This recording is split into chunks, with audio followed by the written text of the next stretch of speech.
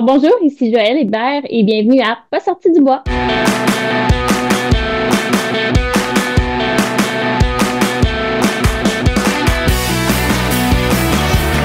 messieurs, votre gagnant du 110 km! Si tu commences à te sentir bien en courant un ultramarathon, fais-toi-en pas, ça va passer. Grand champion du 125 km! C'est la Minute NAC et aujourd'hui, je vous parle des gaufres Ultra Énergie. Dans mon expérience, quand l'estomac fait des siennes et qu'il n'y a plus rien qui rentre, les gaufres de NAC rentrent encore. Quand j'ai fait la CCC à l'UTMB, j'ai carburé à une gaufre par demi-heure pour les 8 dernières heures de course. Puis c'est même pas une joke. À 16 grammes de glucides pour 140 calories, tu te poses pas de questions puis t'en manges comme tu veux pendant tes longs efforts. En plus, ça vient en 5 saveurs, toutes meilleures les unes que les autres, question de jamais cette année du goût. Il y a vanille, caramel salé, chocolat, sirop d'érable et la petite nouvelle, fruits rouges. Puis ça se vend même en pack variété pour goûter à toutes. Je t'ai convaincu? Va sur le nac.com et utilise le code promo pas sorti du bois pour avoir 15% de rabais. PASSORTIDUBOIS. Bon épisode tout le monde. Ouais, on n'est pas sorti du bois, hein? Bonjour tout le monde, bienvenue à cet épisode numéro 216 de Pas sorti du bois. Aujourd'hui, je suis avec une coureuse qui roule sa bosse depuis longtemps dans le trail, depuis longtemps dans les longues distances. Je pense que ça va être très, très intéressant. Ça fait longtemps qu'elle est dans ma liste des gens à approcher. Je me dis un jour, je vais le faire, puis c'est là que ça se passe. Joël Hébert, pour la première fois. Bienvenue à Pas sorti du bois. Merci beaucoup, Yannick. Merci d'être là. Comme je l'ai dit, moi, depuis que j'ai parti ce projet-là, j'ai toujours ma petite, j'appelle ça ma wish list ou ma bucket list des gens que je suis dans ce sport-là, que je trouve qui inspire la communauté, qui envoie du positif dans la communauté, Trail au Québec. Puis, je te dis pas ça parce que tu es là, je te le jure. Tu faisais partie de cette liste-là depuis longtemps. Puis, il y a quelques semaines, en fait, la semaine passée, on s'est parlé pour un autre sujet complètement. Puis là, j'ai fait, voilà, là, c'est l'occasion de lancer la perche d'inviter Joël. Fait que c'est là que ça se passe. Merci beaucoup d'être là aujourd'hui. Mais merci pour l'invitation. La première question, hein, c'est toujours la même, puis elle est toujours très, très, très sérieuse. C'est, Joël, qu'est-ce que tu bois? Et moi, en ce lundi soir, je bois un café noir de Napoléon. C'est très fort. Toi, tu me disais, quand on se parlait avant l'épisode, que tu bois du café matin, midi, soir, il n'y a pas de problème. Ouais, c'est pas nécessairement bon, mais je suis une bonne fan du café. Ben, si t'aimes ça, après ça, on juge Ouais. pas, là.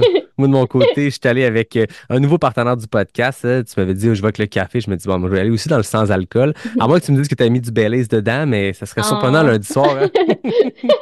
Je suis allé avec le nouveau partenaire Mox. Donc, aujourd'hui, j'essaye un rhum épicé, mangue et lavande. Donc, c'est très festif pour un drink sans alcool. Joël, merci d'être là. Cheers! Cheers. Là, ceux qui écoutent le podcast par vidéo, il y en a sur YouTube qui le font chaque semaine.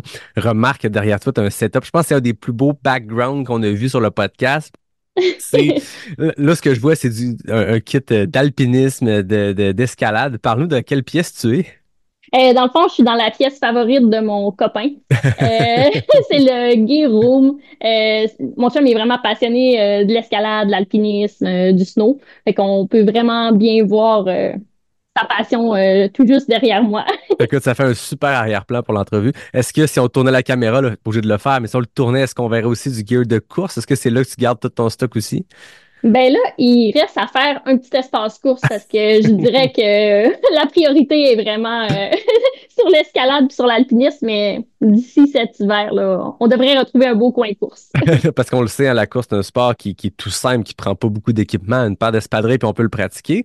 Mais quand on se met à en faire peut-être un peu plus longtemps, comme toi qui en fais depuis longtemps, sur des très longues distances, soudainement, c'est plus juste un petit sport minimaliste avec une paire d'espadrilles puis une paire de bas, hein? Non, on accumule pas mal de paires de chaussures, puis on aime bien ça d'en essayer. Je comprends.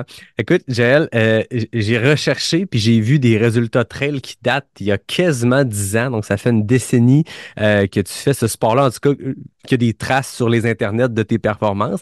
Mais j'ai le goût qu'on revienne à la base. Parle-nous de toi, d'où tu viens, puis comment le sport est entré dans ta vie. Ben moi, à la base, je viens du Bas-Saint-Laurent, dans la région de Kamouraska. Ça fait 14 ans que je suis au Saguenay. Je suis vraiment tombée en amour avec la région. Puis moi, j'ai un background quand même très sportif. Dans le fond, j'ai fait 13 ans de patinage artistique. OK. Par la suite, vers l'âge de 15-16 ans, j'étais vraiment comme tannée. Fait que j'ai fait un 3 ans de hockey. complètement dans une autre branche. Mais avec des Puis, patins aux pieds. Il y avait une exactement. continuité quand même. Il y avait vraiment une continuité. Puis, dans le fond, environ au cégep, j'ai commencé là, à courir, puis à vraiment à prendre ça, ben, en fait, à tomber en amour avec la course. Tu sais, je me suis entraînée avec le club Filou à Rivière-du-Loup. Par la suite, à l'université, j'ai couru à l'université avec les Inuks. Donc, à partir du cégep, là, la course à pied a vraiment rentré dans ma vie. Puis, à la base, c'est ma mère qui m'a transmis cette passion-là, pour la course. Oui, parce que je voyais que toi, tu es une ultramarathonienne qui a une grosse expérience, mais ta mère également. J'ai trouvé un article de 2016, puis en 2016, on mentionnait que ta mère avait complété 17 ultras, 37 marathons, dont le marathon des sables. J'avoue Oui. que tu avais déjà, à une époque où le sport était beaucoup moins connu qu'il l'est aujourd'hui, tu avais quand même quelqu'un qui avait les deux pieds dedans, là. Vraiment, puis tu sais, j'ai toujours vraiment admiré ma mère parce que je viens sur une ferme laitière. Ma mère, elle travaille, ben ma mère et mon père, là, travaillent 100 heures par semaine et plus. Puis elle a toujours trouvé le moyen de concilier la course, la business, puis la vie de famille. Tu sais, nous, on n'a pas écopé de tout ça. Fait qu'elle a réussi à concilier ça. Puis en plus, à me donner la passion pour la course. Donc, c'est pour ça que j'ai commencé et que j'ai d'ailleurs fait mon premier 100 miles à 22 ans.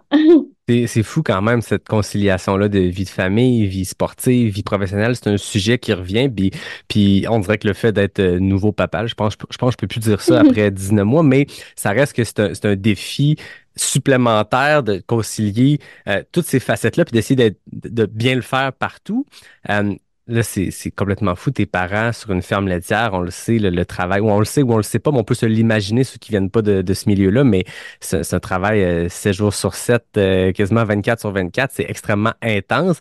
C'est impressionnant de voir qu'elle a réussi à continuer à faire du sport, à avoir aussi un rôle familial à travers un métier qui est plus qu'un métier. Je veux dire, c'est un style de vie. C'est pas, tu sais, c'est énorme, Vraiment. là. Non, vraiment, c'est vraiment une vocation, là, tu sais. J'ai jamais ou presque pas vu mes parents prendre des congés, là.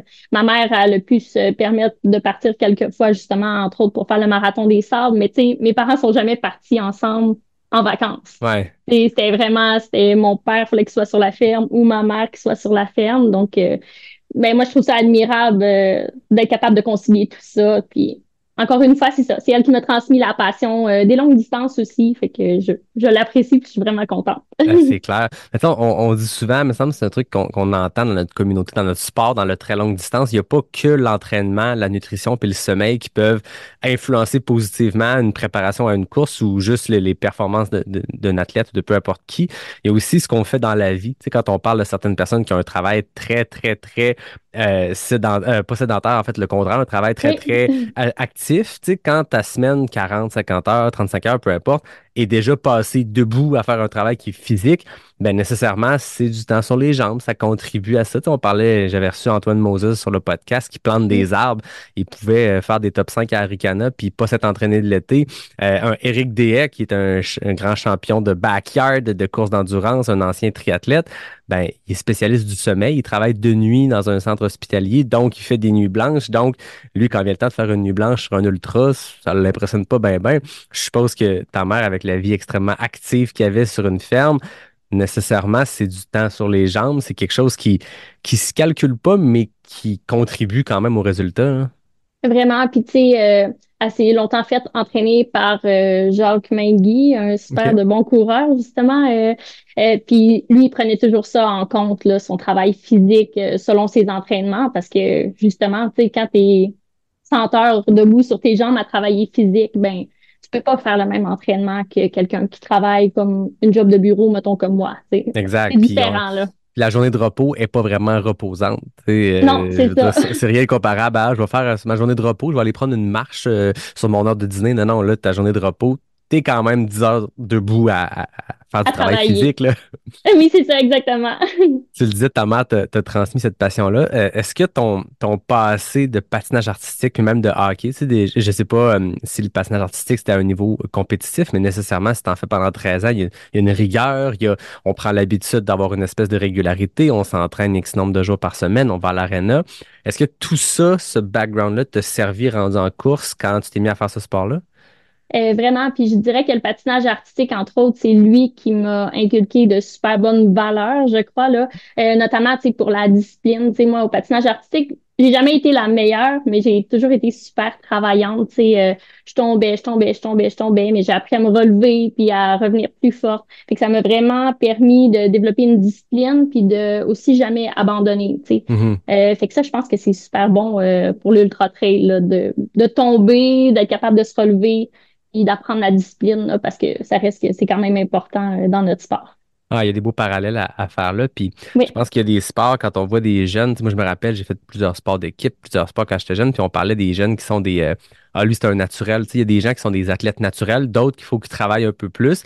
Je pense qu'un sport comme la course, des sports plus individuels, quand on arrive dans de l'endurance, ben il n'y a plus de ça. Oui, il y a des gens qui ont des prédispositions, mais c'est beaucoup, beaucoup de travail, beaucoup, beaucoup de jus de bras pour arriver à des résultats. Quand tu joues au hockey puis tu as une pratique par semaine, plus 2 matchs la semaine, les athlètes naturels qui ont 9 ans, ben, peu importe ce qu'ils font entre les matchs et entre les pratiques, ils vont arriver sur la glace puis ils vont être les meilleurs. Dans notre sport, je pense pas que ça se peut. Je pense que ça prend ce travail-là, indépendamment des capacités physiques puis des prédispositions à être rapide ou pas, là. ouais, je pense que ça prend vraiment du travail puis une certaine discipline, là, puis être capable de concilier toutes les sphères, là, la vie personnelle, l'entraînement, puis c'est ça, Garder l'équilibre. un équilibre dans tout ça, c'est le défi. Exact. Surtout quand on pratique un sport dont on est passionné, hein. C'est plus juste, je pense qu'au niveau où tu le fais, au niveau où la plupart des gens qui écoutent le font, il y a une passion, il y a un feu qui brûle, puis c'est plus juste, je le fais pour être en forme, ça en fait partie, mais il y a quelque chose de plus fort que ça. Est-ce que tu te rappelles le moment où c'est passé d'un sport ou d'une activité à une passion, la course? Je pense que à l'université, c'est vraiment devenu une passion pour moi la course. Tu sais, j'en avais vraiment besoin.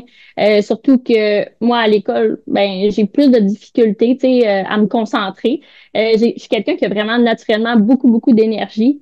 Fait que je pense que le fait de concilier ben, les études avec l'entraînement, ben ça m'a permis d'avoir un équilibre, d'avoir plus de concentration à l'école. Puis c'est devenu ma passion, justement, je pense, pour tous les bienfaits que ça me donnait.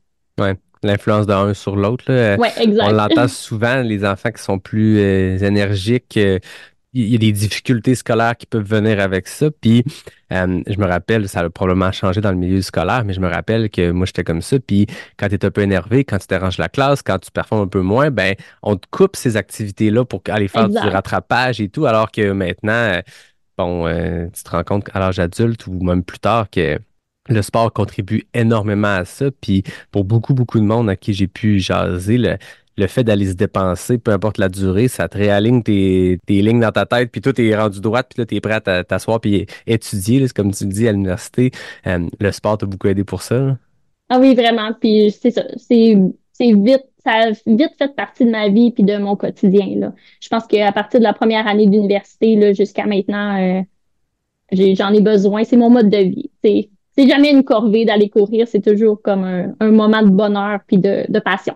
Ah, c'est le fun d'entendre. Faut que ça reste comme ça, puis il faut Oui, rechercher ça en tout temps. Puis si on le perd, des fois, faut se questionner sur qu'est-ce qui m'a amené à me perdre un peu, puis comment je peux y revenir à cette relation-là saine avec le sport, la course, là. exactement. Et à quel moment le trail est embarqué là-dedans? Tu disais que tu courais à l'université, tu courais Oui. tu faisais quel type de distance?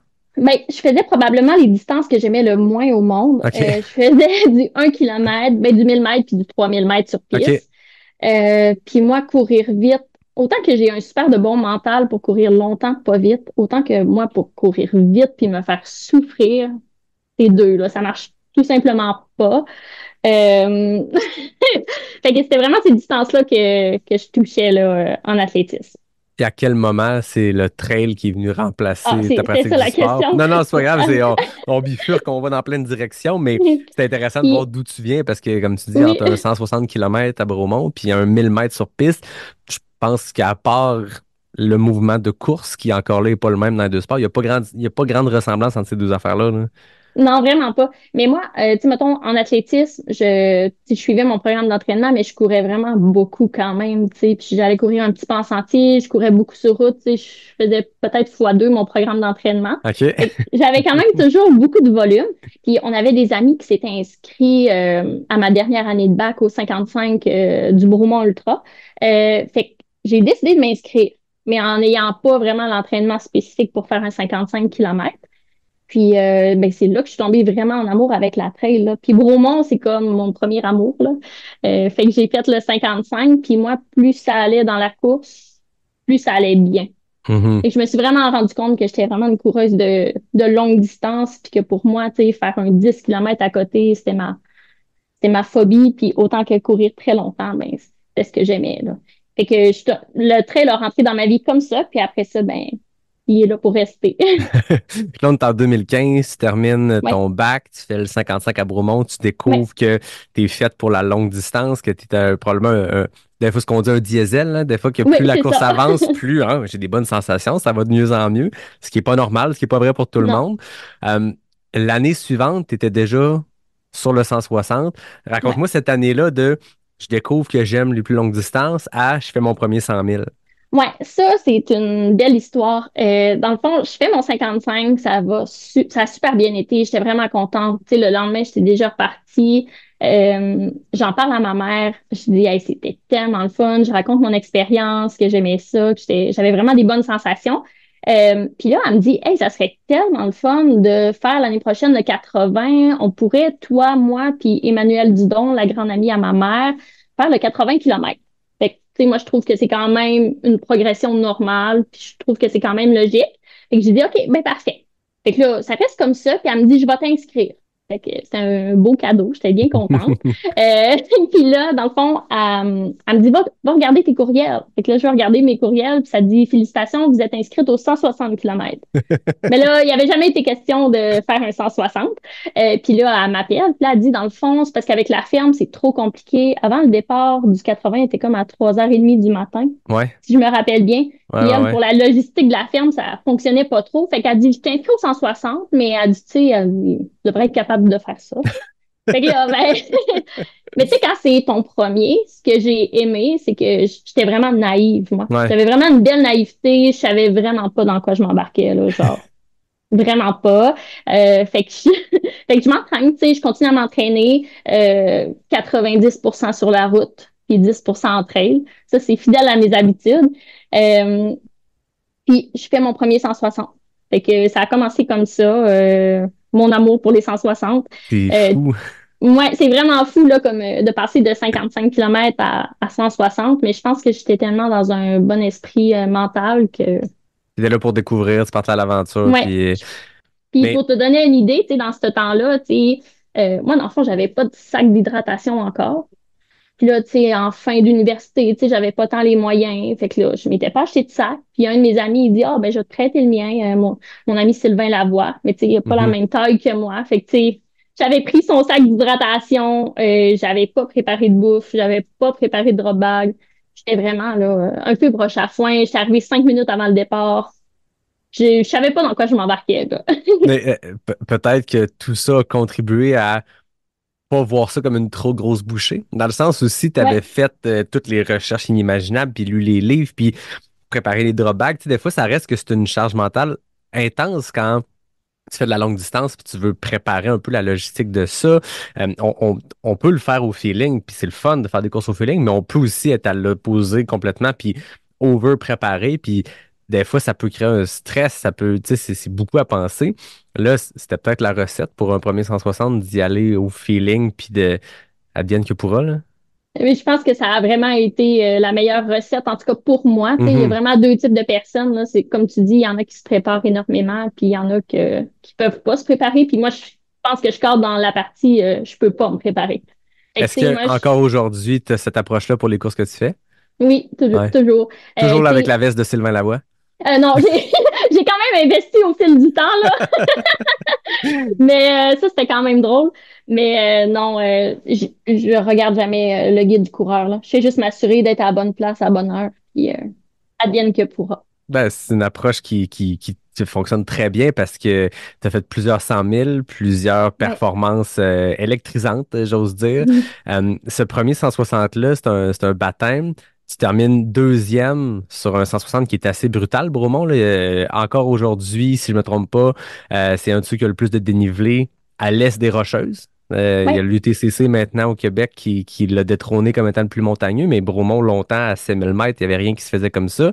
Tu disais que tu es arrivé avec une préparation de 90% en route. Est-ce que dans cette course-là, t'as quand même eu des.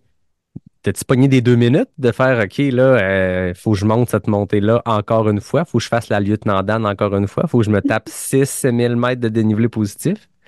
Je pense que mon mental est vraiment très bien fait, puis j'ai une très bonne capacité d'oubli. OK. Puis j'aime quand même ça faire des boucles parce que je suis un peu insécure puis un peu anxieuse. Fait que le fait de faire 2 boucles, de savoir qu'on est toujours proche de la rue, qu'il y a des ravitaillements proches, on dirait que le facteur je fais 2 boucles, que Mhm. je monte 2 fois à la lieutenant-dame, ça me dérangeait pas trop. À l'époque, il le Euh, faisait au début, en plus de la boucle, hein. ouais. Moi aussi, mon premier Bromont Puis, Ultra. Là, j'ai parlé à des gens qui l'ont fait cette année. Parcours sensiblement le même, mais avec un arrivée et un départ ailleurs sur cette même boucle-là. OK. Fait que la lieutenant Dan, il termine avec ça. Oh, quand même. Mais souvent, je vois sur les groupes Course de Trail Québec, des groupes Facebook où les gens posent beaucoup de questions. J'aime ce petit côté-là, communauté, où les gens Oui. s'entraident, puis les gens qui ont peut-être plus d'expérience aident les d'autres. Je vois souvent la question revenir une fois de temps en temps. C'est, tu sais, je veux faire un premier 100 000, j'ai complété X courses. Pouvez-vous me recommander une course? Puis, des fois, je lis, ah, mais Bromont, c'est 2 boucles. Puis, moi, au contraire, mon expérience a été que pour un premier 100 000, pour un baptême sur un parc, tu sais, Mm. sur une distance extrême, c'était, comme tu l'as dit, extrêmement sécurisant.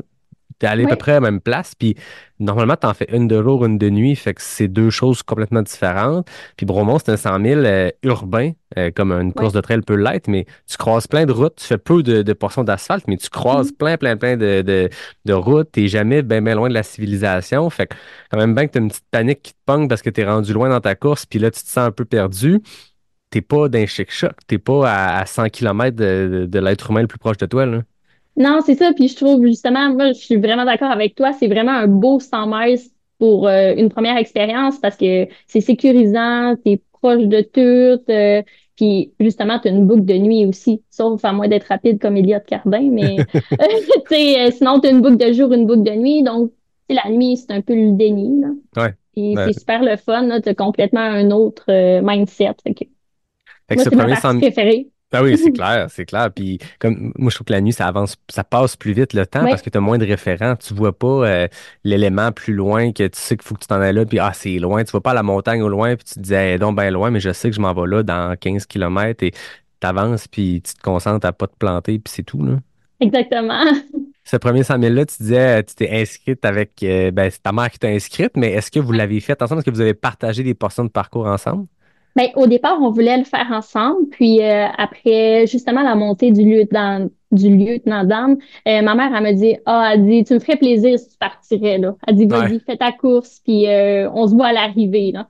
Et que finalement on s'est séparés. J'ai quand même insisté pour rester avec elle parce que tu sais on s'était promis ça au départ, mais elle me dit non non tu peux y aller. Fait que j'ai fait ma course, elle a fait sa course. Cette journée-là ma mère ça allait moins bien, tu sais ça peut arriver. Ben oui. Fait que j'ai fait ma course puis je me suis rendue au bout. C'était mon seul objectif, là.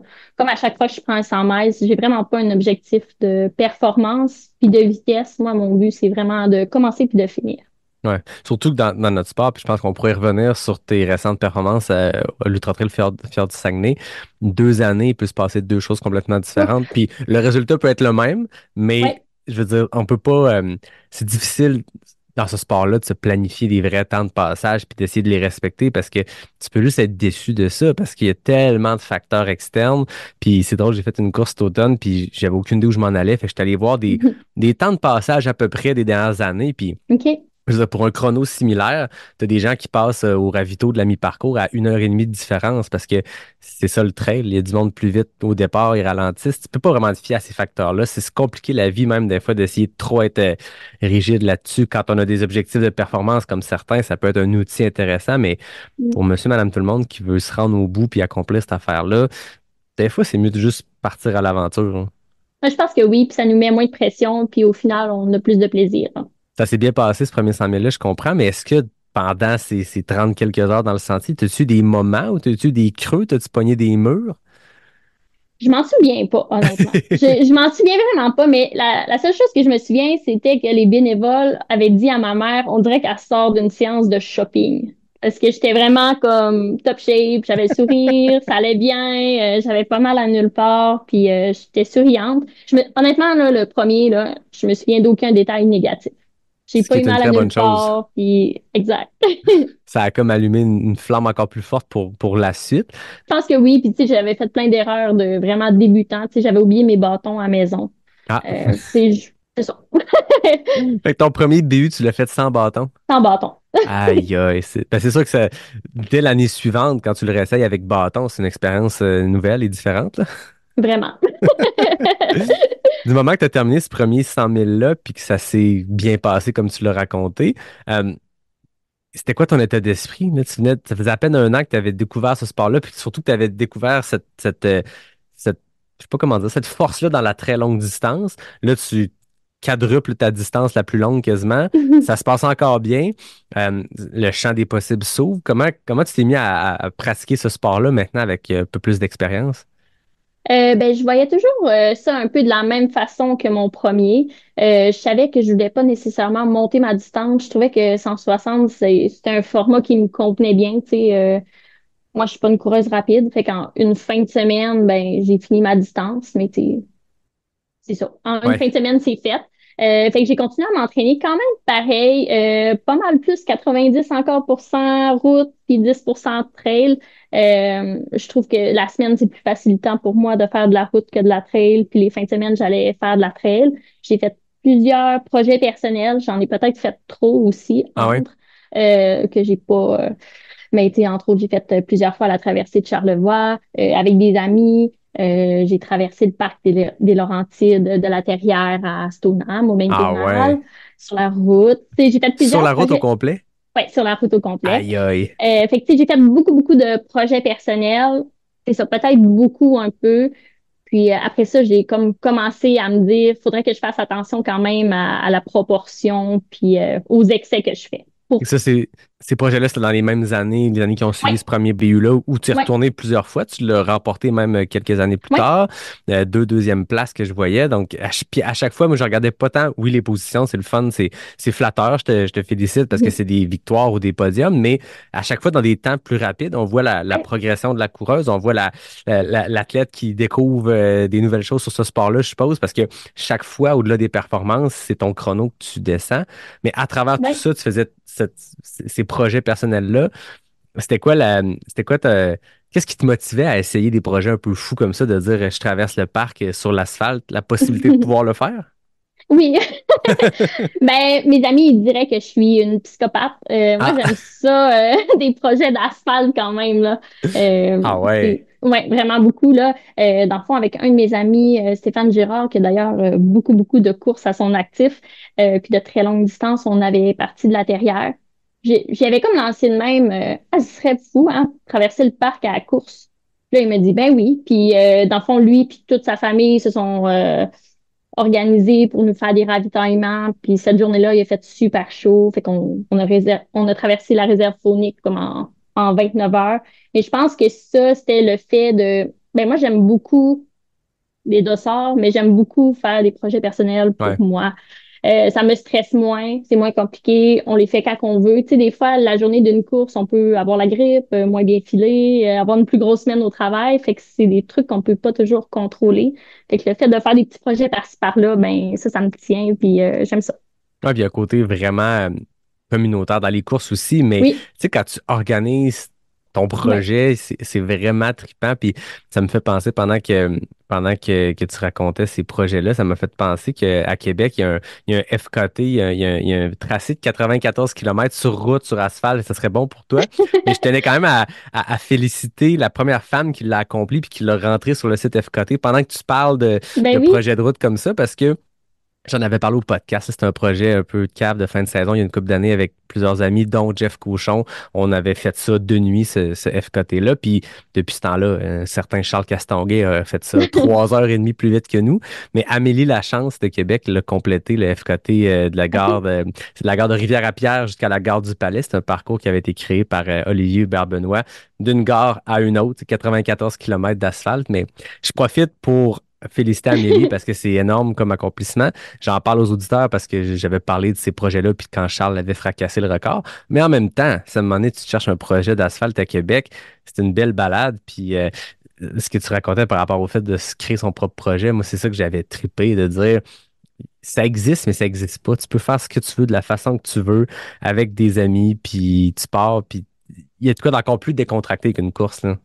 Ouais, vraiment, c'est vraiment un autre mindset, puis c'est vraiment le fun. Des fois, je sais pas si toi t'as trouvé ça, mais je trouve que c'est plus difficile mentalement ou, tu sais, des fois, je retrouve plus une grande fatigue dans un projet que dans une compétition. On dirait que des fois, dans une compétition, je suis un peu comme invincible, mettons, là, sur le sommeil et tout, là. Mais on Ouais, dirait puis tu qu'un te laisses projet aller personnel, aussi par oui, l'organisation autour. T'as pas ouais, besoin de te casser la tête si le ravito va être là ou pas. Tu sais, mm, je sais pas comment tu l'avais organisé, cette traversée-là, avec des ravitaux entre le Saguenay et Stoneham, mais tu planifies là où ton crew va être, mais après ça, il peut se passer 1 million d'affaires. Puis souvent, sur ces projets-là, on entend plus souvent des histoires de Hey, mon crew n'a pas réussi à me rattraper, finalement, une des routes était fermée, blablabla. Il y a comme toute cette part-là, puis je suppose que ça gruge aussi du mental de courir vers ton ravito. Puis tu sais, quand tu sais qu'il te reste 3 kilomètres avant le ravito P7 à Bromont, ben le P7, il va être là. 3 kilomètres exactement. peut être long. 3 kilomètres peut être long, mais tu sais que le P7, il est là, il existe, puis il va y avoir du Oui, monde. Là, tu cours, puis tu te files comme de la merde. Puis là, tu te dis, au moins, dans 3 kilomètres, mon crew va être là. Peut-être, si ça a bien été. ouais, exact. Il y a peut-être ce côté-là qui, qui complique les choses, hein. Ouais, vraiment. Mais c'est un autre mindset, puis c'est vraiment super le fun aussi de pouvoir faire quelques projets personnels au travers des événements aussi, là. Ouais, puis tu sais, dans la panoplie de projets que tu as fait, c'est lequel qui t'a parlé de celui sur asphalte entre le Saguenay et Stoneham, mais y en a-tu d'autres qui te viennent en tête, que tu as eu des moments ou des anecdotes particulières, des gros trips que tu as vécu avec soit seul ou avec ta gang? Ben, je pense que dans la traversée, justement, de la réserve faunique des Laurentides, là, il y a tellement fait chaud. J'ai pas tant d'anecdotes en soi, là, mais à un moment donné, moi, je pensais même plus être capable de sortir de l'auto au ravitaillement tellement qu'il faisait Ah chaud. Je ouais. voyais des points noirs, ça allait vraiment, vraiment pas. Puis finalement, ben, la tête, elle voulait vraiment finir. Le 29 heures, là, vous faites d'une traite ou il y a eu une pause Ouais. de dos quelque part? Non, on l'a fait one shot, là. Aïe, Pas de aïe. dodo. Mais Ça tu sais, on a représente quand combien de même kilomètres? 160 kills. Ok, ok, on est dans ces Ouais, mêmes ouais. eaux-là. On était dans les mêmes eaux. Puis c'est quand même surprenant. Moi, je m'attendais à ce qu'il y ait beaucoup de dénivelé. Tu sais, quand Ouais. on traverse le parc, il y a vraiment beaucoup de dénivelé. Là, je suis pas une geek des chiffres, mais j'avais pas de montre. Mais tu sais, c'est vraiment pas beaucoup de dénivelé. Ah Je ouais? m'en souviens pas par cœur, là, mais c'est genre 1500 peut-être. Ah ouais. Genre, en tout cas, c'est en bas de 2000 mètres de dénivelé positif. On avait vraiment été surpris. Puis nous, ben, c'est ça, on l'avait vraiment fait sur la salle, ça. Fait que C'est un autre c'était défi surprenant. parce que c'est sûr qu'on va chercher du gros dénivelé quand on monte en power hike, des faces de singe comme on appelle, mais c'est sûr que c'est quoi le maximum qu'une route peut être en pourcentage d'inclinaison. Je suis pas bon là-dedans, Moi je non travaille pas plus. pour la voirie, mais tu sais, c'est pas des gros pitchs, c'est juste que les Non. côtes, quand tu as un faux plat montant, il y a bien beau te donner seulement 200 mètres des plus à la fin. Si tu montes pendant 7 kilomètres, 200 mètres d'asphalte, ça fait mal différemment, je suppose, hein. Ah oui, vraiment. Puis, tu sais, dans le parc, tu vois loin longtemps. Là, tu sais, des fois, tu vois comme à 6 7 8 kilomètres devant. Puis, ben, faut que tu te rendes au bout, là. Ouais, c'est ça, mentalement, c'est tough, là. Ouais. Ouais, ouais, il faut que tu sois prêt à ça. Qu'est-ce qui te faisait revenir année après année à Bromont précisément sur ce 160-là? Je pense que tu l'as enchaîné 3 ou 4 années consécutives. Ouais, dans le fond, j'ai fait 3 fois consécutif le 100 miles. OK. Puis je pense que c'est vraiment l'organisation. Moi, j'ai vraiment eu un coup de foudre là, pour Gilles Poulain. Il est tellement fin, là. Je l'ai vraiment adoré pour l'organisation, les bénévoles. Je trouvais que c'était vraiment bien organisé, que c'était comme, je sais pas, c'était vraiment le fun comme esprit. Ça me faisait vraiment revenir à cause que j'aimais ça, j'avais du plaisir.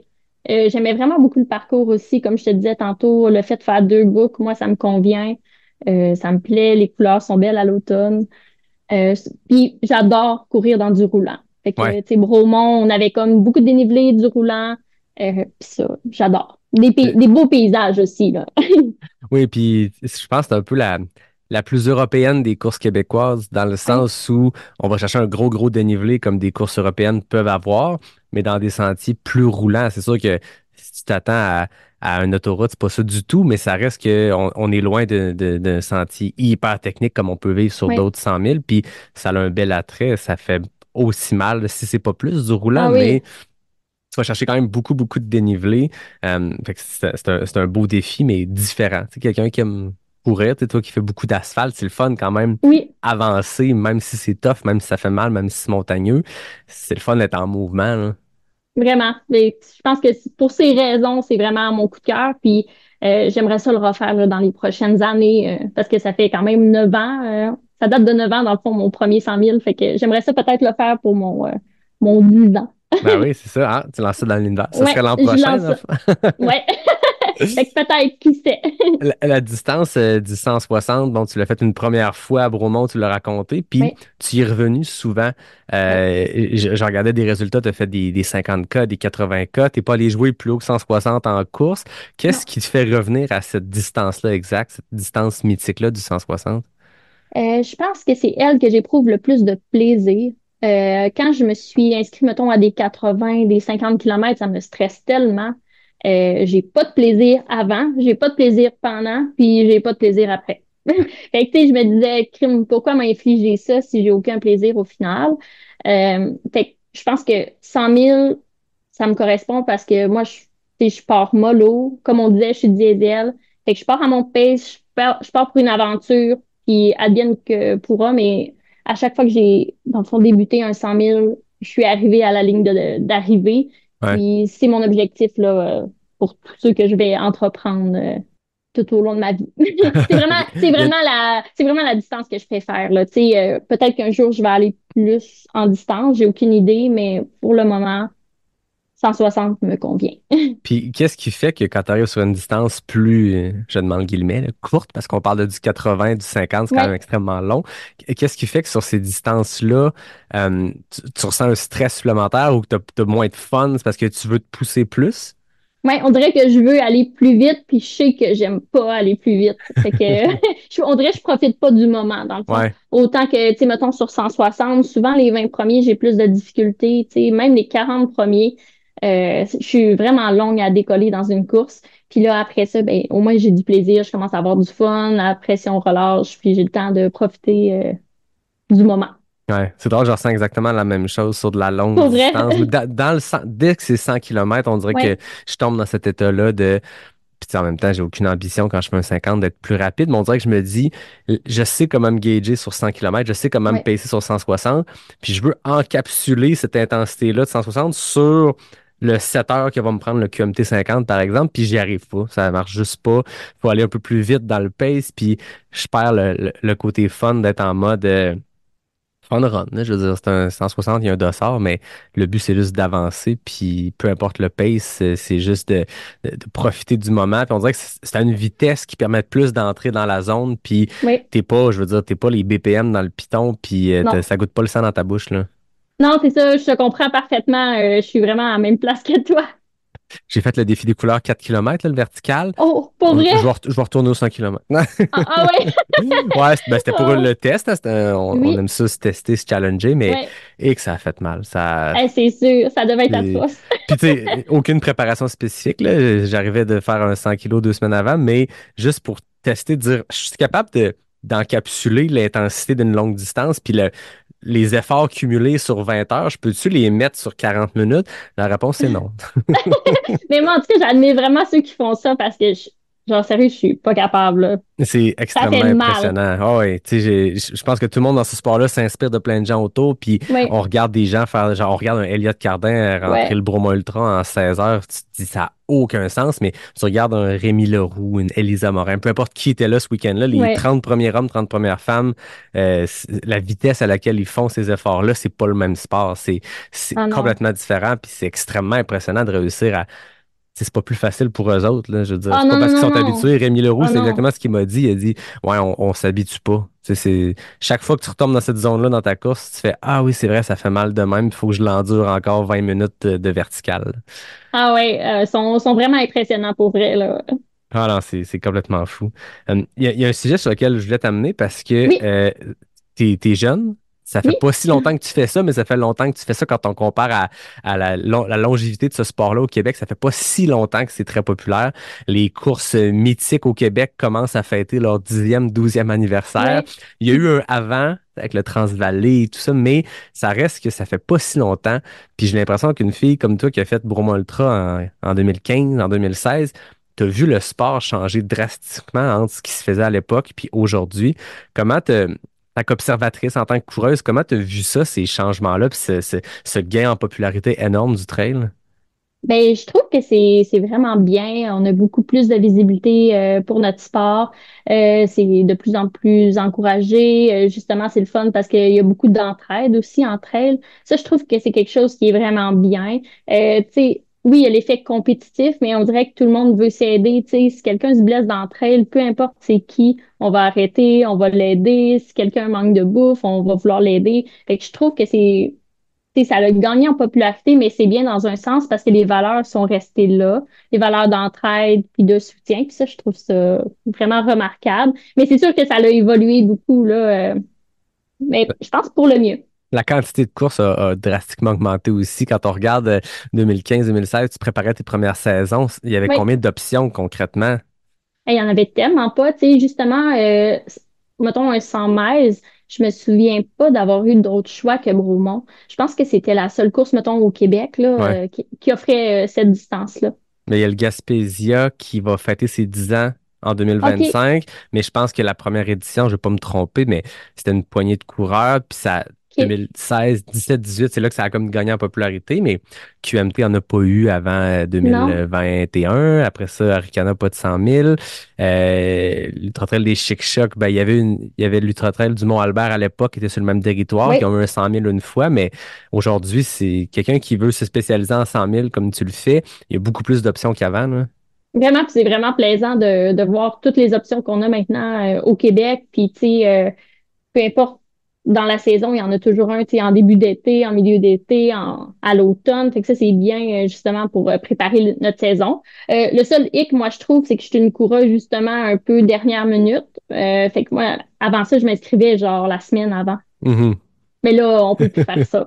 Non, c'est plus difficile. Ouais, Quoique, il y a beaucoup de dossards qui se redonnent via des groupes ouais, Facebook et autres, mais il faut toujours vérifier aussi les dates limites. Puis, mais c'est sûr que c'est plus pareil parce qu'il y a des courses non. qui sont sold out la semaine après l'événement. Tu sais, je veux dire, Voyons. comme Ricana, les distances de moins de 65 km, 50 km et moins, c'est sold out, je pense, quelques semaines, quelques jours après l'édition précédente. Déjà, la suivante est pleine.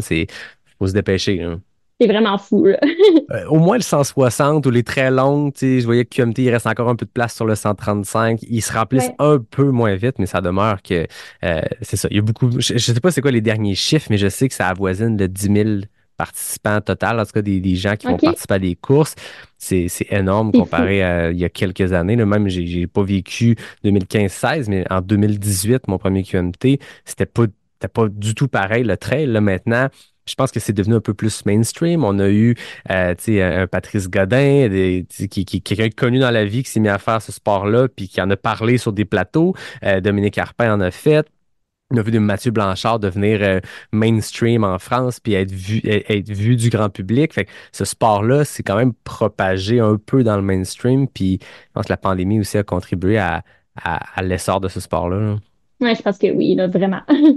Il y a un autre sujet sur lequel je veux t'amener, Oui, mais avant, je viens de parler de l'Ultra Trail des Chic Chocs, puis ça me fait penser qu'on va se prendre une petite pause pour un message d'un partenaire, un nouveau partenaire du podcast, c'est l'Ultra Trail des Chic Chocs. On se laisse avec un message, puis on s'en reparle de l'autre côté. L'Ultra Trail des Chic-Chocs est de retour en 2025 pour une 6e édition au cœur du Parc national de la Gaspésie.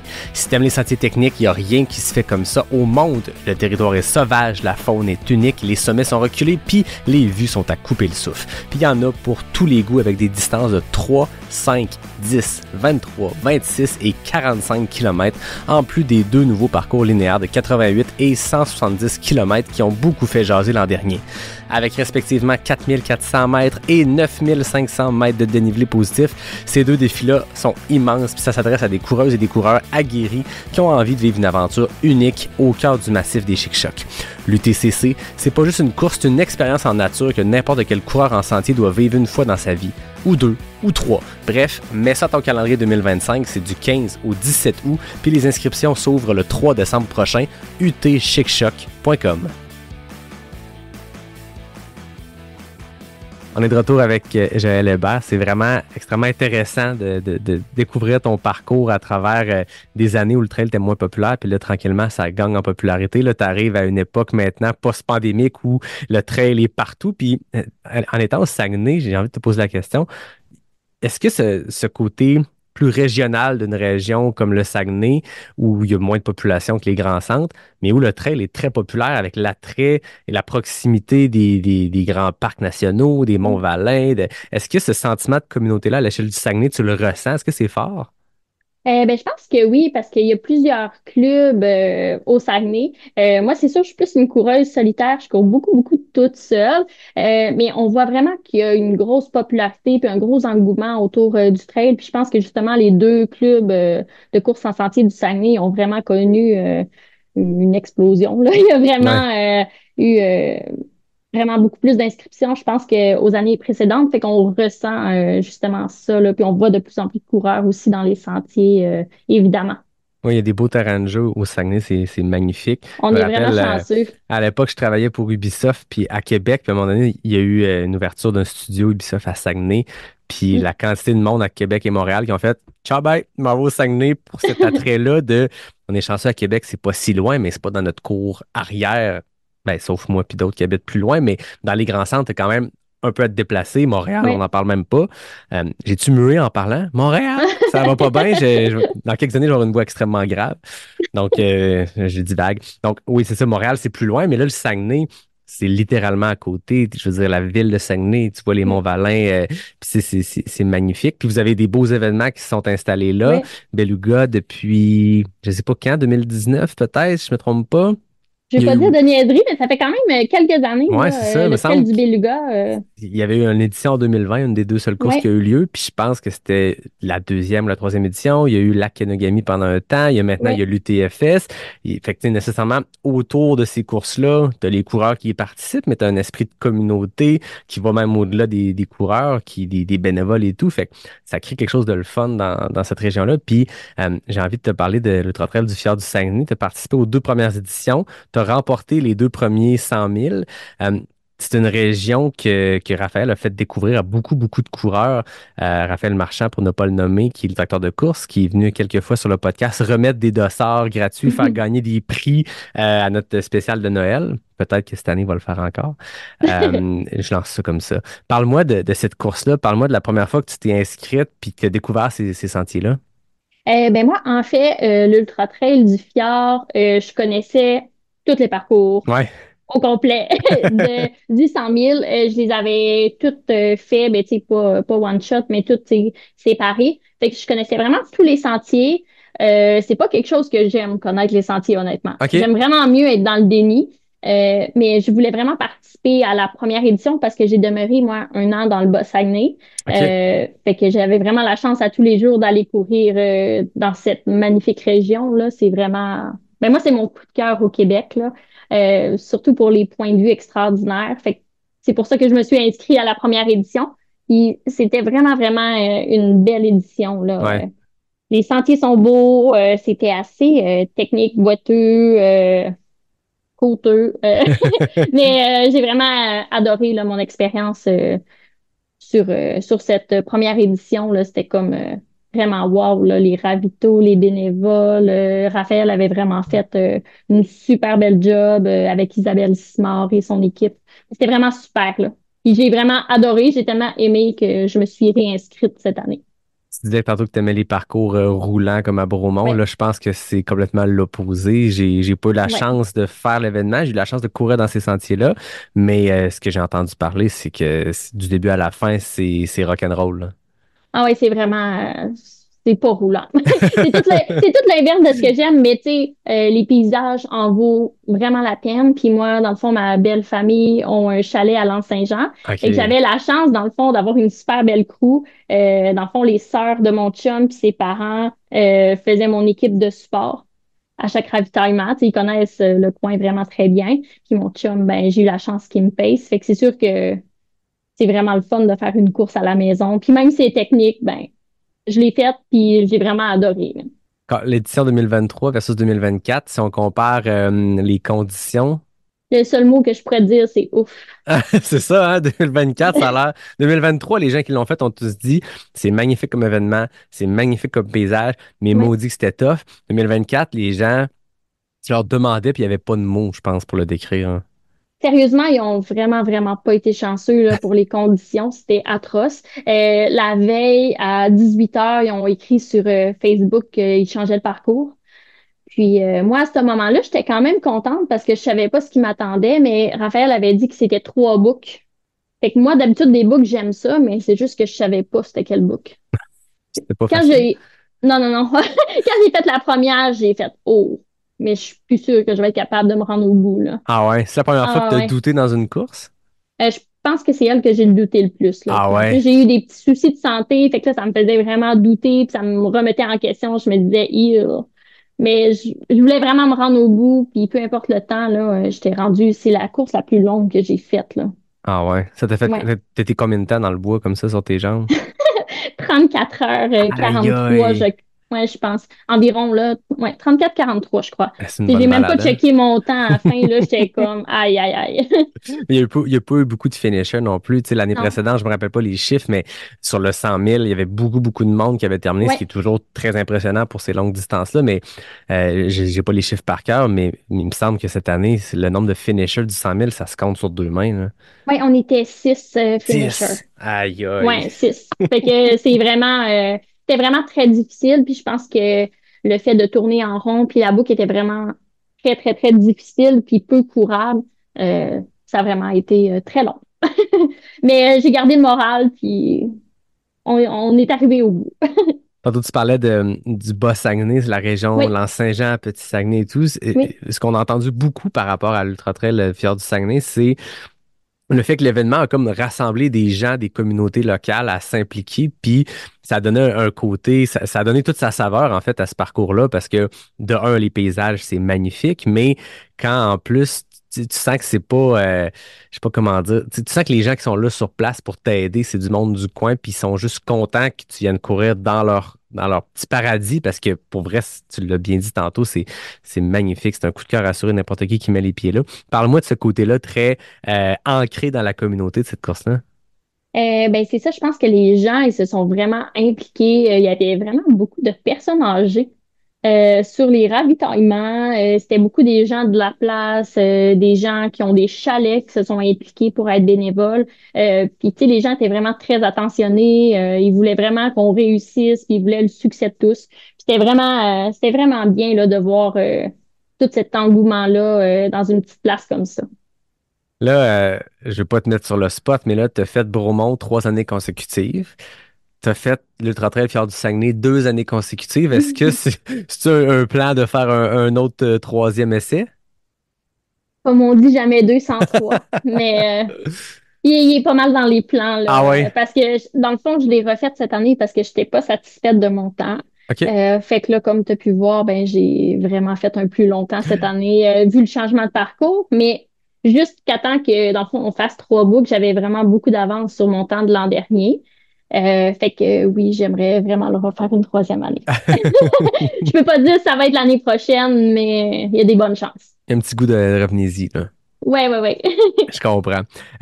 Dans tout ton parcours, y a-tu des courses que tu as vues, que tu as envie de faire? Tu sais, on t'a vu courir Chute du Diable, le QMT, bien sûr, Bromont, l'UTFS, mais y a-tu des événements que tu n'as pas encore eu l'occasion de courir, que tu te dis ça, dans les prochaines années, ça va être incontournable pour moi, là? Ben, c'est sûr que le 170 km de la Gaspésie, il me parle quand même pas mal. Parce qu'il est très Euh, roulant, c'est ça? ouais, mais avant de faire ce 170-là, il va falloir que je sois prête vraiment mentalement, là, Ouais. justement, à avoir pas de réseau, à être seule avec moi-même, puis à pas trop angoisser sur le fait d'être bien loin et isolée, là, ce qui est Ouais. pas ma force en ce moment. OK. Probablement aussi être plus longtemps que 34 heures sur le sentier. Je veux pas te Ouais, mettre on the spot, mais c'est un 100 000 qui est extrêmement long, là. C'est le cut-off ouais, à 50 heures. À 34 heures, tu sais, je pense que c'est la deuxième ou troisième position l'an dernier. Donc, en fait, il est juste beaucoup plus long que les autres ouais. en kilométrage, mais aussi en dénivelé puis en technicité. Fait que c'est sûr qu'il y a quelqu'un qui cherche un 100 000 qui va se rentrer en dedans de 30 heures. C'est peut-être pas le meilleur choix parce que à date, il y a une seule personne qui a réussi ça en bas de 30 heures, là. Oui, c'est ça. Non, c'est sûr que lui, c'en est un long, là, ce 170-là. Mais en même temps, je me disais, après avoir vu à l'Anse-Saint-Jean cette année, qu'après 34 heures 43, j'avais j'étais top shape, là. J'avais rien, aucune douleur musculaire, Ah ouais. rien. J'avais juste un petit souci au niveau de mes urines, là. OK. Mais si ça n'avait pas été de ça, j'aurais pu continuer des heures. Là, j'avais pas de fatigue physique, pas de fatigue mentale. Je sais pas qu'est-ce qui se passait à ce C'est moment-là, mais je me impressionnant. suis dit peut-être que je serais capable encore là, de pousser, mais à suivre. Fait Mais que c'est peut-être correct le d'être 170. prudent. C'est Oui, correct d'être prudent aussi là-dedans. oui, On se connaît aussi, on apprend à se connaître comme coureur. Puis même si ton arrivée sur la longue distance s'est faite de manière fracassante, bang, du 55 au 160 à Bromont, ça reste que depuis le temps, tu as appris à te connaître comme coureuse aussi. Tu sais c'est quoi tes forces, tes faiblesses. Puis c'est correct de planifier en ayant tout ça en tête, là, sachant que, comme tu dis, il y a des gens pour qui savoir que la route la plus proche est à 25 km de Bushwhack, c'est très correct. Il y a d'autres mondes que ça peut les stresser, puis c'est normal. Il faut savoir dans quoi on s'embarque avant de se lancer là-dedans, là. exactement. Puis c'est ça, je veux toujours être sûre que, tu sais, mentalement, je suis prête avant de prendre un départ pour ces courses-là. Puis c'est un peu ça que j'ai appris aussi avec mon parcours, c'est que c'est important de pas trop se laisser aller. Je sais pas comment dire ça, mais tu sais, dans l'engouement un peu, tu sais, Ouais. souvent on veut en faire trop. J'ai fait ça un peu au début de vouloir faire des 100 000 back à back à back à back à back, plus qu'un dans ma saison. Puis je me suis ramassée que c'était peut-être pas la bonne chose à faire là, au niveau physique puis au niveau mental. Donc là, avec du recul, c'est ce que je mise, c'est sur le fait d'en faire longtemps, sans blessure, avec un bon mental, puis que je prenne les bonnes décisions pour moi aussi. Tu sais, comme tu dis, il y en a qui sont à l'aise d'être vraiment isolés dans le bois, mais moi, je suis pas gênée de le dire, ça me stresse. Ah Tu ouais, c'est sais, ça. si j'ai pas de réseau, ça me stresse. Fait que pour le moment, je prends des décisions en fonction de ça. Puis quand je vais me sentir prête, ben ça va être mon plus gros challenge de courir sans réseau, puis vraiment super loin, mais je le ferai au moment opportun. Ouais, c'est ça, il faut s'écouter, puis tu l'as bien dit, là, on parle depuis tantôt de des 160 parce que toi, c'est la distance que Oui, tu aimes le plus, dans laquelle tu es le plus à l'aise, mais ce sport-là, je pense, les gens qui commencent, qui écoutent, il y a une espèce de fascination pour la longue distance, puis il faut essayer de casser ça dans le sens où c'est fait pour du monde. C'est mm, très, très, très le fun pour ceux qui aiment ça, comme toi, comme moi, mais c'est pas une finalité en soi. Tu te mets au trail, le point final, c'est pas le 160, au même titre que tu te mets à la course sur route. T'es pas obligé de te rendre au marathon. Si tu as le goût de faire ça, si tu as du plaisir dans le processus d'aller courir 3, 4, 5 heures sur l'asphalte, mm, fine, mais c'est pas une finalité en soi. Puis, faut pas se laisser prendre dans l'engouement. Puis, c'est correct de tester des nouvelles limites. C'est correct de oui. rester puis de se consolider. Tu sais, moi, dans mon parcours, j'ai l'impression que il a fallu que je me casse les dents sur pas mal de 100 kilomètres avant de me dire, OK, je suis prêt pour le step suivant. Puis il n'y a jamais eu de course parfaite sur 100 kilomètres, mais j'en ai pas fait qu'un pour ensuite tout de suite me pitcher sur du très très long parce que je sentais que le premier avait été tough, hein, puis le deuxième aussi a été tough, puis le troisième 100 kilomètres aussi a été tough. Fait que peut-être que je suis mieux de valider des choses, de tester des choses, de comprendre comment je peux mieux absorber ma nutrition, comment je peux plus tolérer la douleur, comment je peux plus être bien dans cet état de douleur-là pour peut-être oser penser faire 10 heures de plus dans le même état, là. Je suis vraiment d'accord avec toi. Vraiment. Tu disais que ton premier Bromont, tu le fais beaucoup au feeling. Oui. Avec le temps, tu as certainement acquis plein de connaissances sur la nutrition, de comment toi aussi tu gérais ces aspects-là. Aujourd'hui, quand tu prépares une course, est-ce qu'il y a une. Tu sais, tu disais que tu y vas au feeling, mais est-ce qu'il y a quand même une préparation? Est-ce que pendant ta course, tu vas surveiller des éléments de la nutrition, de l'hydratation ou tu es toujours encore au feeling? Je suis beaucoup au feeling, mais je me suis fait avoir un peu là dans les dernières années parce que moi, au départ, quand que je faisais des courses d'ultra, euh, je mangeais pas beaucoup pendant mes ultras, je m'hydratais pas convenablement, puis dans ce temps-là, ça faisait.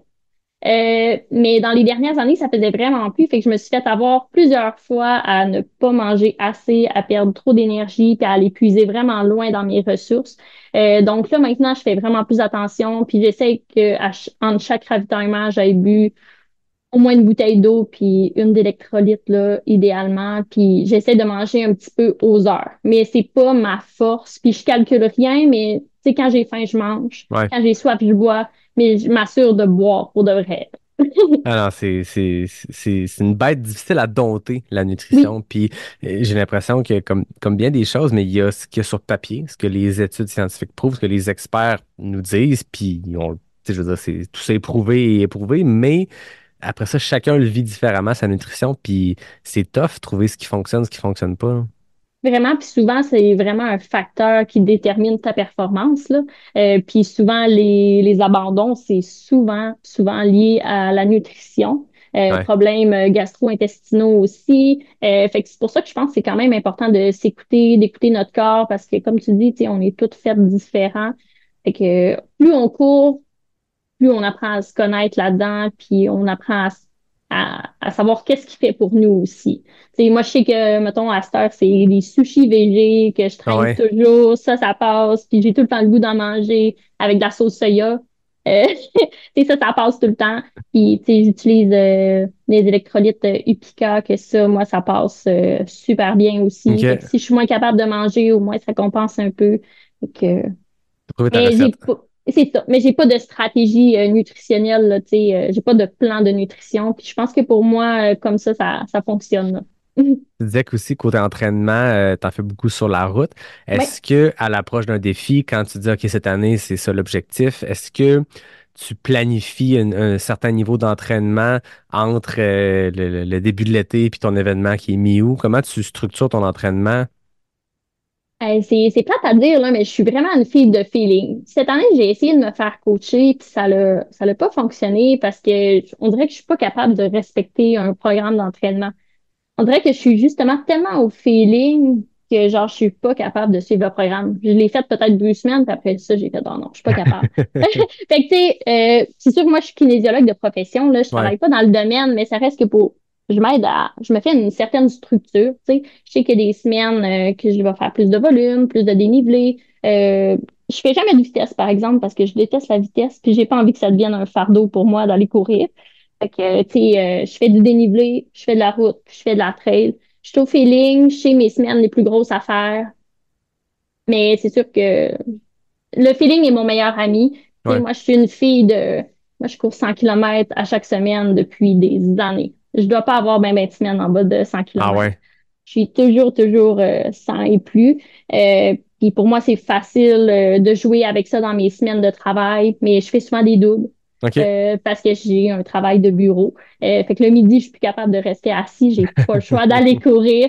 Fait que tu sais, je me structure un peu comme ça avec mon horaire de travail puis avec mes courses dans l'année.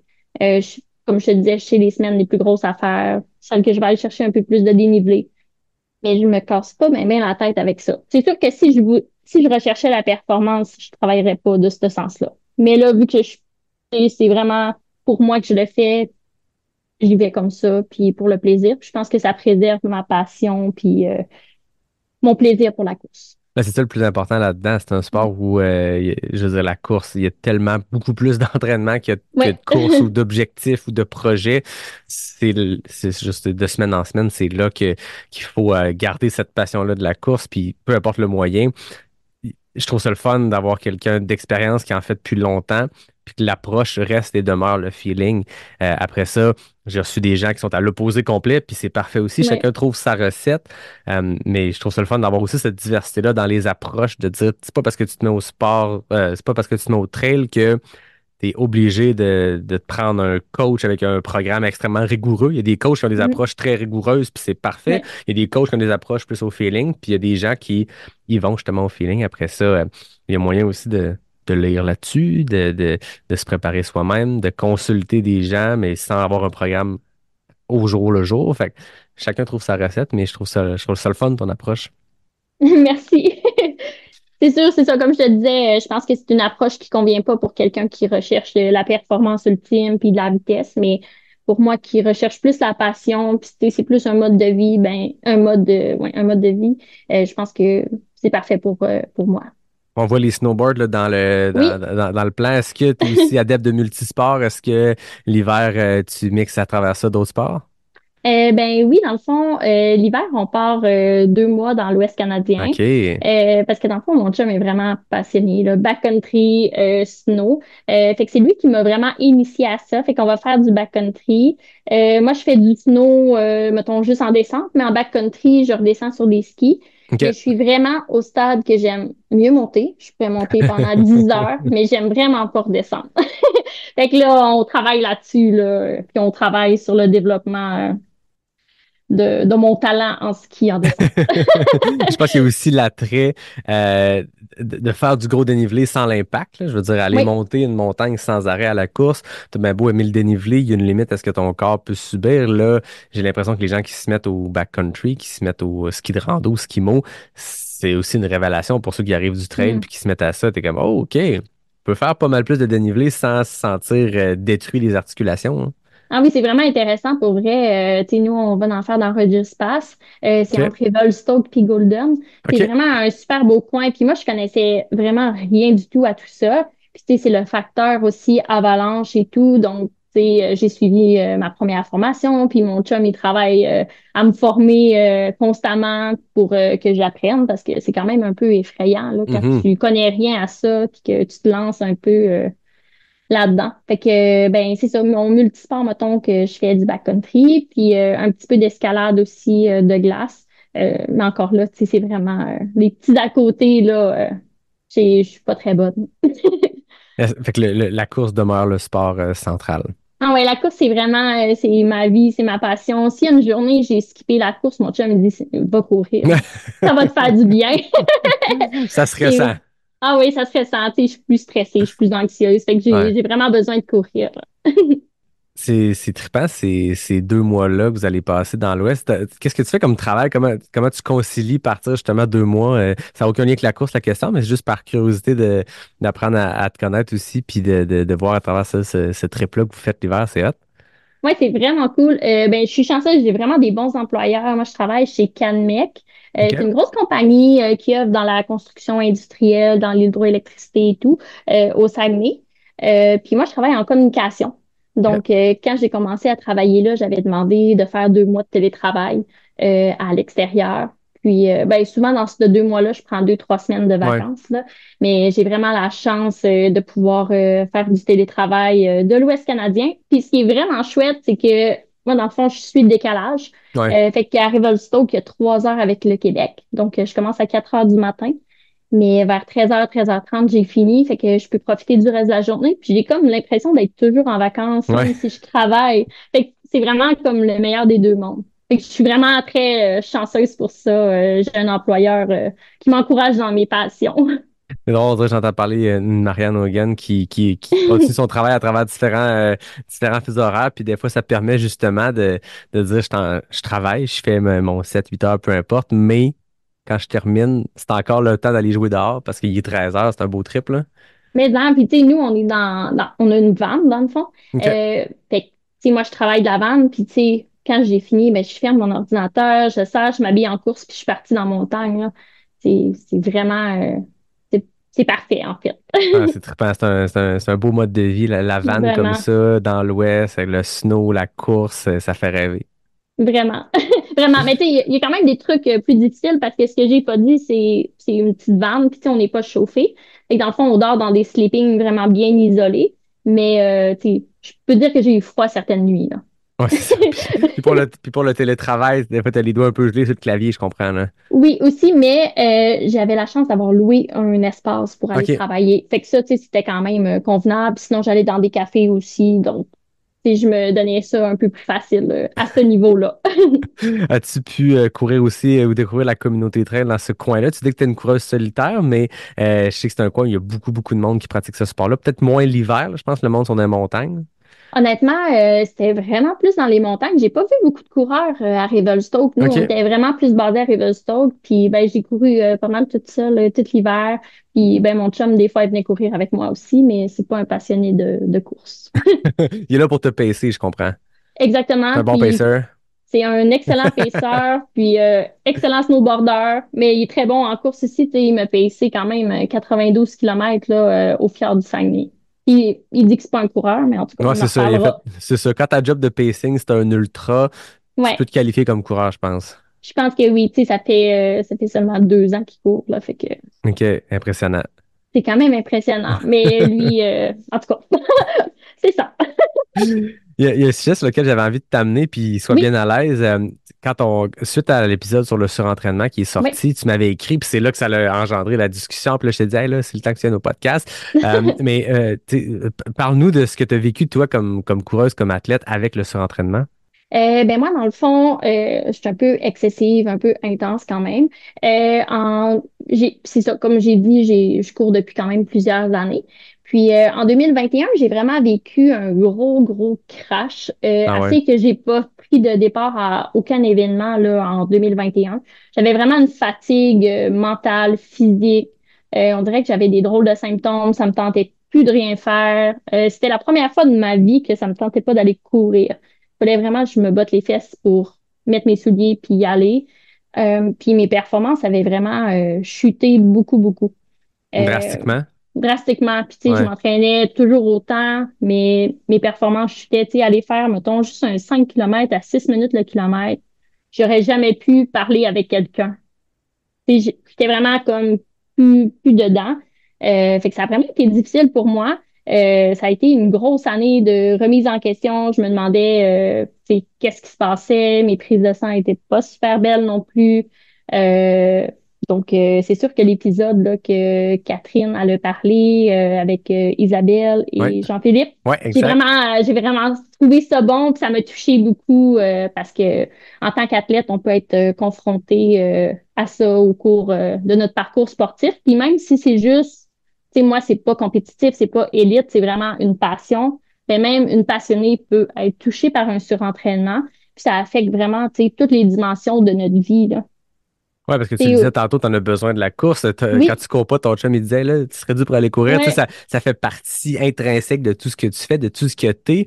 Fait que c'est de quoi qui m'avait marqué, moi, dans la discussion avec ces experts-là, c'est la perte d'identité. Tu sais, ça va beaucoup plus ouais. loin que la condition physique. C'est tout ce qui va autour, là.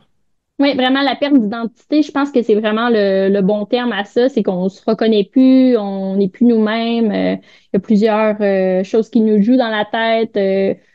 On dirait que je voulais même plus entendre parler de course. Et j'allais courir pareil, mais je voulais plus entendre parler de course. C'est J'avais fou, hein? vraiment comme, je m'étais mis comme une bulle, puis je voulais plus entendre parler de course. C'est même ma mère qui était passionnée, qui me parlait de course, ça me tentait plus d'en entendre parler. Fait que il a vraiment fallu que je prenne un pas de recul. J'ai continué quand même à courir parce que ça fait vraiment partie de moi. Mais je me suis assurée d'aller chercher les ressources nécessaires pour me sortir de là. Puis je veux jamais retourner là dans le fond là. Tu sais, maintenant c'est ce que je veux, tu sais, faire mon sport en santé puis le plus longtemps possible. Ouais. C'est ça. Puis comment qu'on en sort, comment toi ça s'est passé de sortir la tête de l'eau, hein? Ben, c'est sûr que j'ai essayé de diminuer quand même mon volume. Tu sais, des fois, moi, tu sais, je te dis, je cours 100 km par semaine, mais tu sais, j'allais souvent taper le 200-250 km par semaine. Oh Fait shit, OK. ouais, dans ces périodes-là, j'allais vraiment, je courais énormément. Moi, dans le fond, dans la pandémie, là, j'ai même vu des semaines à, je dirais pas, là, mais en haut de 300, là, ça Ah avait pas de bon sens. ouais! Je courais énormément, puis on dirait que j'en avais besoin mentalement. Je faisais beaucoup d'anxiété. J'étais comme dans un cercle vicieux, puis dans OK. un mauvais mindset. Fait que ça a été de me rendre compte de mon problème, que Mhm. clairement, j'avais sûrement un problème d'excès. Fait que, tu sais, à la place d'aller courir 2, 3 fois dans une journée, ben, c'était de diminuer un peu mes intensités. C'était de mieux m'alimenter. J'essayais de me coucher plus tôt aussi parce que là, je faisais de l'insomnie, puis encore là, cercle vicieux. Ouais, Fait que ça a vraiment été c'est ça, de diminuer mes excès. ouais. Aïe, aïe, c'est quelque chose quand même. Autant le Oui, 300 km par semaine que, tu ouais, sais, du jour au lendemain, voir les performances diminuer. Tu sais, quand on sait c'est quoi nos standards, je veux dire, n'importe qui court ouais. depuis quelque temps, tu le sais à peu près c'est quoi tes standards. Tu le sais que la nuit était plus difficile, tu as moins bien dormi. Le lendemain, ça se peut que. Mais tu sais, c'est minime des fois, ou même une semaine que tu trouves ça plus difficile, c'est normal. Mais là, quand c'est drastique, je pense que c'est un signe très clair qu'il y a un red flag qui se lève, puis il faut écouter Ouais. ce signe-là, là. Vraiment, puis tu sais, un peu là-dedans aussi, dans ce sens-là, moi, je suis quelqu'un, on dirait que je suis faite un peu en jello. Tu sais, c'est vraiment rare, moi, que j'ai des douleurs musculaires ou rien. Puis même, tu sais, comme en surentraînement, je ressentais pas de douleur. Fait que c'était un peu là le danger. C'est vraiment fatigue mentale, puis ben, physique, parce que dans le fond, j'avais de la misère à performer puis à avancer. Mais clairement, j'en faisais Ouais. beaucoup trop, là. Mais je pense que c'est ça que j'ai retenu le plus, moi, de l'épisode avec ces trois experts-là, c'est que c'est dur à cerner. Tu sais, Oui, quand t'as un rhume, t'as un rhume. Quand t'as la COVID, t'as la COVID. Tu testes oui, positif, il y a deux petites lignes sur le truc. Tu sais, je veux dire, il y a beaucoup de facteurs physiques, il y a beaucoup de facteurs, beaucoup de syndromes, de situations, de maladies que c'est un peu noir ou blanc. Tu sais, tu l'as-tu ou tu l'as pas? T'es-tu blessé ou pas? T'as-tu la jambe cassée ou pas? Là, c'est vraiment plus flou, puis ça rend le diagnostic hyper difficile, mais ça rend aussi les signes très difficiles à cerner, puis on est souvent cordonnier mal chaussé, puis tu sais, c'est pour ça que faut en parler entre nous. Tu sais, je me rappelle pas qui, je pense que c'est Catherine qui disait parlez-en aussi entre communautés de coureurs. Tu sais, quand tu es avec oui. d'autres coureurs, puis tu te dis, mais ça fait un mois là, que j'ai plus le goût. C'est un red flag. C'est peut-être juste une pause comme ça, puis c'est Oui. normal, mais c'est peut-être un symptôme de plus, puis il faut, entre coureurs, avoir cette bienveillance-là entre nous, là. Ouais, vraiment. Puis je trouve que justement, ça, c'est un effet positif de, tu sais, la communauté trail est plus grande. Justement, d'avoir des podcasts de qualité comme ça, tu sais, sur le surentraînement, tu sais, d'en parler, ça peut être bien, puis ça peut faire avancer les choses. Puis justement, tu sais, de voir les red flags, puis à l'avance, c'est pas trop tard. Ouais, c'est ça, exact, pour Mm. pouvoir s'en sortir. Parce que ce qui peut faire peur, mais en même temps, ce qu'il faut se rappeler, c'est qu'il y a il y a des trucs qui sont irréversibles là-dedans. Tu sais, Oui, quand t'es il y a des gens qui vont passer des années en RED, en surentraînement, puis l'ostéoporose embarque, puis oui, tu peux pas reculer de ça, tu peux pas revenir. Fait que faut prendre soin de nous autres. exactement. Puis quand Est-ce- on est des coureurs d'ultra, je pense que souvent, on va vite vers l'excès, puis je pense ouais. qu'il faut quand même garder un certain équilibre dans tout ça. Mais c'est difficile. Ouais, on revient à l'équilibre. On a fait la boucle Oui. complète. On revient au premier truc qu'on a parlé, l'équilibre. Est-ce que aujourd'hui, euh, on est quoi? On est le 30 quelques octobre, le 30 quelques, comme s'il y avait plusieurs options. Non, on est le 28 28. octobre. En tant Ouais. qu'aujourd'hui, 28 octobre 2024, est-ce que tu sens que tu as retrouvé ou est-ce que tu as trouvé cet équilibre-là à travers toutes les facettes de ta vie? Je pense que je suis beaucoup mieux qu'avant. Par contre, je vais t'avouer que je vais toujours être près de l'excès. Moi, quand j'étais jeune, justement, dans mes 3 premiers Bromont Ultra, j'ai eu des gros troubles de problèmes alimentaires. Fait qu'encore là, on touchait à l'excès. Après ça, j'ai vécu sur entraînement. Mais je pense que j'en ressors toujours plus forte. On apprend de nos erreurs aussi. Fait que je pense que maintenant, avec la trentaine, j'ai de la misère à dire que je suis dans la trentaine. Alors, on dit que ça Mais fait 10 ans que tu pratiques ouais, le trail, que ton premier ultra, tu dit 22 ans. Tu es pas oui, pire en maths. Tu fais partie de cette génération-là, comme moi, qui sommes dans la trentaine. et oui. On est Fait que, vieux. tu sais, on est, plus 20 ans. Hein. Mais, c'est ça, je pense qu'on apprend de nos erreurs. On apprend aussi, tu sais, quand on tombe, ben, on se relève, on apprend de ça. Puis l'objectif, c'est de pas retomber. Puis là, je pense que j'ai assez tombé. Puis là, je veux aller vers l'équilibre le plus possible, le positif. Puis je veux surtout transmettre, tu sais, des saines habitudes de vie à mon entourage. Tu sais, en tant que kinésiologue, mettons, de profession, c'est un peu mon objectif, tu sais, Hmm. de valoriser les saines habitudes de vie. Puis, tu sais, de justement choisir le sport qu'on aime. Tu sais, on n'est pas obligé non plus de courir si on n'aime pas courir. C'est vraiment de choisir le sport que toi, il te fait du bien, qui correspond avec ton mode de vie. Puis c'est pour la santé avant tout qu'on fait ça, puis pour perdurer dans le temps. Fait que je pense que je commence à trouver un équilibre dans tout ça. Ben, c'est bien, c'est admirable. Tu le disais tantôt, Oui, on veut faire ce sport-là longtemps. Puis oui, si on veut le faire longtemps, c'est tout ce que tu viens de résumer. De le faire oui, pour les bonnes raisons, de trouver un équilibre, même si je l'ai dit souvent, mais je pense que c'est un trait commun dans la communauté trail, ou en tout cas dans les sports d'endurance. Je connais pas oui, d'autres sphères, mais je suis sûr que dans des groupes de gens qui font des Ironman, ou tu sais, il y a ce petit côté excès-là, tu sais, c'est pas loin de la passion, l'excès, hein, oui, c'est des émotions c'est qui peuvent se proche. ressembler. Cette obsession-là, cette passion-là de sortir dans le bois longtemps, on aime ça le faire, Oui, mais faut le faire en pensant à l'objectif long terme, c'est-à-dire faire encore ce sport-là quand on va être rendu dans la quarantaine, dans la cinquantaine, on en voit même passer ça, soixantaine, oui. 70. Est-ce que ta mère court encore? Et oui, ma mère, elle court encore, elle fait encore des marathons, elle en a Wow. plusieurs à son actif, là, je veux pas mentir, mais tu sais, elle est autour de 49 50 marathons. Aïe, aïe. Puis elle a fait, tu sais, c'est ça, plusieurs ultras dans sa carrière. Puis, ben, tu sais, je souhaite vieillir comme elle, tu sais, d'être capable de concilier toutes les sphères de ma vie personnelle. Puis, je veux pas non plus que la course prenne toute ma vie. Tu sais, moi, je suis une personne qui adore son travail. Fait que, tu sais, je veux être performante au travail, dans ma course, puis ben, avec mes amis, mon entourage, mon chum. Fait que je veux avoir un bel équilibre de vie. Ah oui, puis on veut s'inspirer de différentes personnes. Moi, je dis toujours que Oui. mon héros du trail au Québec, c'est Richard Turgeon. Il a pas gagné l'UTMB en 19 heures, mais c'est quelqu'un qui a une approche du sport qui est extrêmement saine, qui a Oui. peut-être lui-même aussi fait ses erreurs à travers cette pratique-là du sport, mais qui aujourd'hui, tu le regardes aller, tu te dis, OK, ça, c'est un modèle. Toi, tu as la chance d'avoir un modèle direct au-dessus de toi dans ton arbre généalogique, c'est le fun. Oui, vraiment, je suis vraiment chanceuse. Avant qu'on se laisse, ou en tout cas, avant qu'on passe à la question, aux questions éclair-nac, la portion compétitive du Oh. podcast, ça fait longtemps que tu vas au Saguenay, tu le disais. C'est quoi tes spots préférés pour aller courir quand tu as le temps d'aller en trail? C'est sûr que tu peux révéler, là. Je comprends qu'on a tous nos petits spots secrets, là. Ben, c'est sûr que moi, mon coup de cœur, c'est l'Anse-Saint-Jean, là. Ouais. J'aime vraiment beaucoup aller à la Montagne Blanche, à la statue, faire le sentier dans le fond des Caps. Ça rejoint, ben, c'est Rivière-Éternité vers l'Anse-Saint-Jean. Ça, c'est vraiment les spots que j'aime. Puis j'aime beaucoup le Mont-Édouard. OK. Qui est le Mont-Édouard, point là, c'est... final de cette course-là. Ben, je pense que Ouais, ça dépend des éditions, mais qui est un peu la portion finale du 100 000 notamment, là. vraiment. Fait que, tu sais, moi, c'est sûr que l'Anse-Saint-Jean, c'est mon coup de cœur, mais c'est sûr qu'il y a les Monts-Valin aussi que j'aime bien.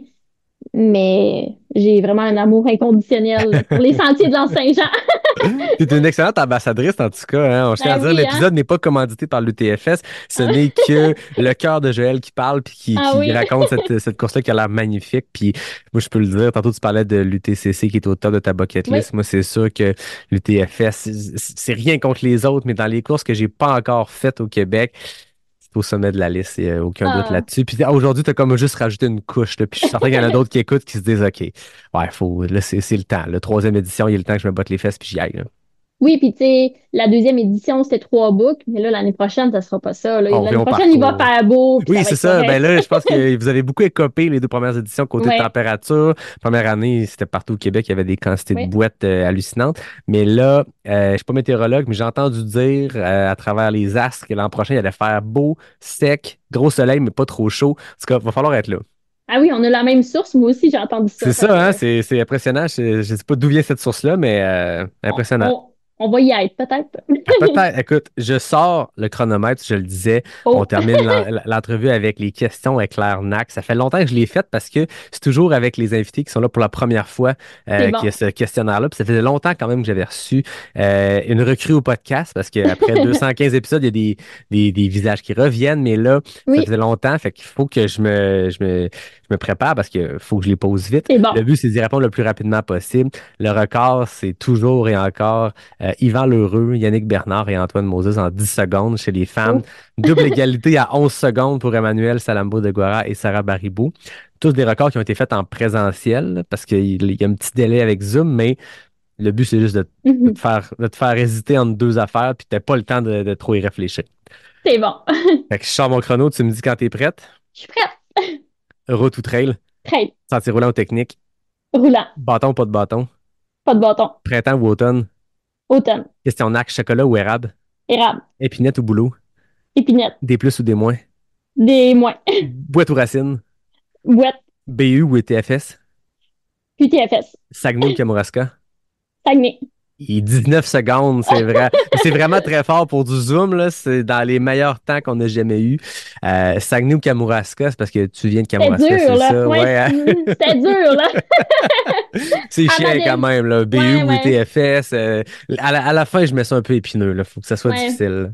Les deux dernières, là, c'était difficile. Ça aurait pu être du toutes ces réponses. Exactement. Jaël, merci beaucoup d'être venu partager ton histoire, ton parcours. Je pense que il y a beaucoup à s'inspirer de cette approche-là, très décontractée puis très saine et en communion avec ce sport-là, avec cette pratique-là du sport, de juste bouger longtemps puis de faire ce qu'on a envie de faire. Puis si c'est des 100 000 qu'on aime faire, ben let's go. Puis si c'est des 5 km que vous voulez faire, let's go. Je pense qu'on a beaucoup à apprendre de toi. Merci beaucoup d'être venu partager tout ça. Merci beaucoup, c'est gentil.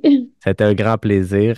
Comme d'habitude, moi, je termine en remerciant David Hébert pour le design graphique, Fred Desroches pour le thème musical, NAC qui est le partenaire principal du podcast, Noctem, bien sûr, et Mox, j'avais un petit rhum épicé, c'était très bon. Toi, Gilles, t'as-tu passé à travers ton café? Non, même pas, on dirait que j'ai trop parlé. Ah, je sais pas pourquoi, je me demande. Ah non, Seigneur. Ben, merci beaucoup, Gilles. Ça a vraiment été un grand plaisir d'apprendre à te connaître à travers cet épisode-là. Merci à toi. À tout le monde, je vous dis à bientôt pour le prochain épisode de Pas sorti du bois, le podcast 100% trail.